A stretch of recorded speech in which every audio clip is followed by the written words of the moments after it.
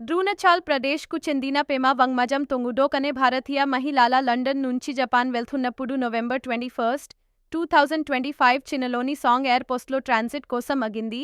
China అధికారులు ఆమె భారతీయ పాస్పోర్ట్లో జన్మస్థలం place of birth Arunachal Pradesh India అని ఉండటంపై అభ్యంతరం వ్యక్తం చేస్తూ చైనా ఇమిగ్రేషన్ అధికారులు ఆమెను అడ్డుకున్నారు. వారి వాదన ఏంటంటే అరుణాచల ప్రదేశ్ చీనా భూభాగం కాబట్టి మే భారతీయ పాస్పోర్ట్ చెల్లదు, మీరు చీనా పాస్పోర్ట్ తీసుకోవాలి అని అధికారులు ఆమెను ఒత్తిడి చేశారు. ఇలా ఆమెను షంఘై ఎయిర్పోర్ట్లో ఇమిగ్రేషన్ అధికారులు 8 గంటల పాటు నిర్బంధించారు. 8 గంటల పాటు ఆహారం నీరు కూడా ఇవ్వకుండా కూర్చోబెట్టారని, దీనివల్ల తాను తీవ్ర ఇబ్బంది పడ్డానని తెలిపారు. ఆ తర్వాత భారత ఎంబసీ అధికారులు జోక్యం చేసుకోవడంతో ఆమెను విమానాశ్రయం నుంచి పంపించారు అని ఆ మహిళ చెప్పింది. తర్వాత ఆమె అరుణాచల్ ప్రదేశ్ ఎప్పటికీ భారతదేశంలో అంతర్భాగమేనని గర్వంగా చెప్పింది.